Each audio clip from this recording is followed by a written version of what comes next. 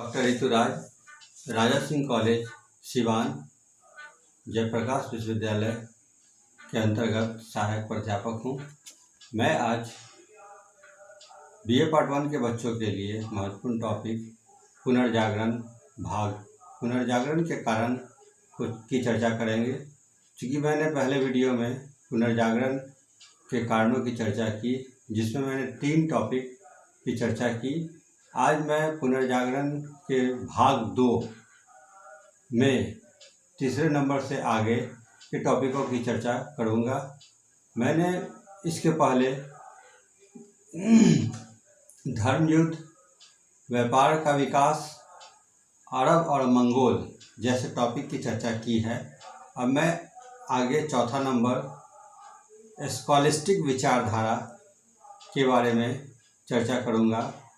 क्योंकि मध्ययुगीन यूरोपीय दर्शन में एक नई विचारधारा चल पड़ी, जिसे स्कॉलिस्टिक अथवा विद्वतावाद या पंडित पंथ कहा जाता है। यह अरस्तु के तर्कशास्त्र से प्रभावित था और अरबों ने यूरोपीय विद्वानों को अरस्तु की विचारधारा से परिचित कराया था।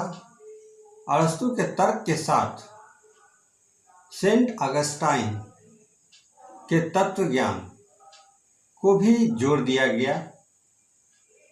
इस प्रकार विद्वतावाद में धार्मिक विश्वास और तर्क दोनों का समन्वय किया गया। इस समय तक यूरोप के कई नगरों पेरिस, ऑक्सफोर्ड, बोलिन आदि में विश्वविद्यालय स्थापित हो चुके थे।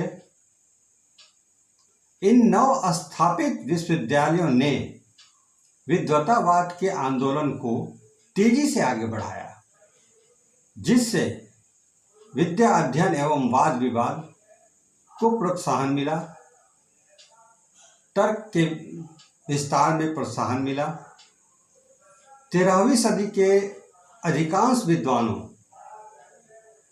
ने तत्व ज्ञान और तर्कशास्त्र पर विशेष जोर दिया और उसी बात को सही मानने का निर्णय किया जो तर्क की सहायता से सही पाई गई। इस प्रकार देखा जाता है कि तर्कवाद पे काफ़ी जोर दिया गया है, जो उस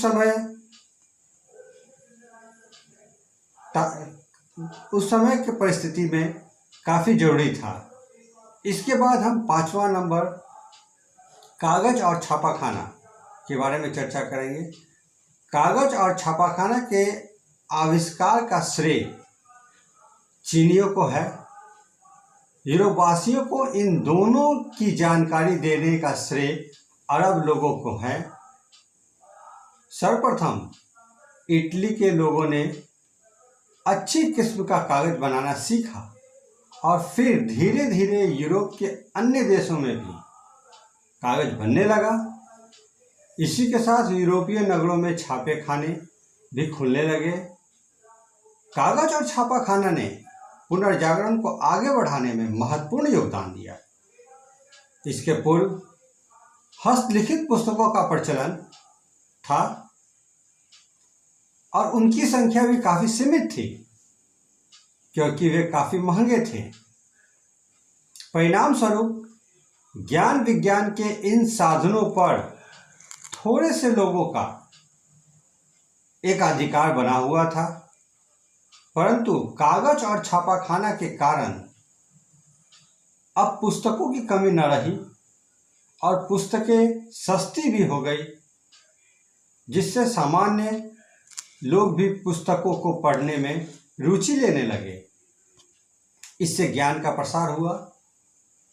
शिल्पी और कारीगर लोगों को सबसे अधिक लाभ हुआ, जिससे विज्ञान और तकनीकी की प्रगति का रास्ता खुल गया। कुछ लोगों ने तो लेखन कला के आविष्कार के बाद कागज और छापेखाने के आविष्कार को इतिहास का सबसे बड़ा आविष्कार माना है। इसके बाद हम छठे नंबर में देखेंगे कुस्तुनतुनिया पर तुर्कों का अधिकार।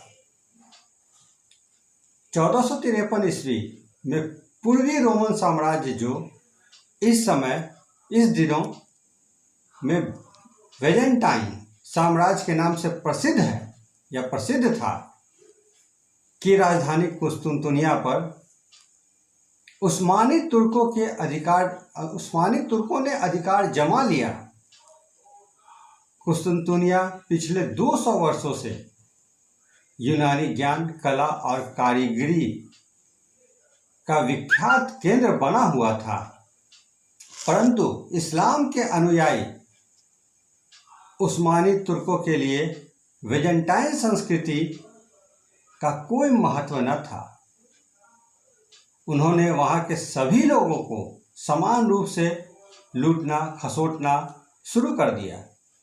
परिणाम स्वरूप बहुत से यूनानी विद्वान अपने साथ प्राचीन यूनान एवं रोमन पांडुलिपियां लेकर आजीविका के खोज में इटली, फ्रांस, जर्मनी आदि देशों में आ बसे। उनके बस जाने से यूरोपीय देशों के बौद्धिक वातावरण में उथल पुथल मच गई। यूरोपवासी अब रुचि के साथ यूनानी साहित्य के अध्यापन की ओर अग्रसर हुए, जिससे उनका दृष्टिकोण व्यापक होता चला गया। उनके सोच में बदलाव आया, उनके विचार में बदलाव आया, उनमें आधुनिकता का समावेश हुआ। इसके बाद कुस्तुनतुनिया पर तुर्कों के विजय का एक और परिणाम निकला। यूरोप के पूर्वी देशों को जाने वाले स्थल मार्ग पर भी अब तुर्कों का अधिकार हो गया। तुर्क लोग व्यापारियों को संरक्षण देने के स्थान पर उन्हें लूट लिया करते थे।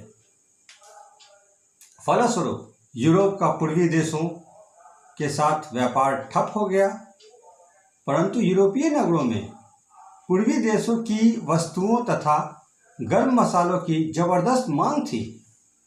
अतः यूरोप वासियों ने पूर्वी देशों के जलमार्ग को खोज निकाले। जलमार्गों को खोज निकालने का प्रयास शुरू कर दिया, और इसी प्रयास के कारण अमेरिका की खोज संभव हो पाई, और इसी के कारण भारत आदि देशों का जलमार्ग ढूंढा जा सका। ये सभी कारण सामूहिक रूप से यूरोप के पुनर्जागरण को संभव बना दिया। इस प्रकार हम पुनर्जागरण के कारणों की हम चर्चा कर सकते हैं। धन्यवाद।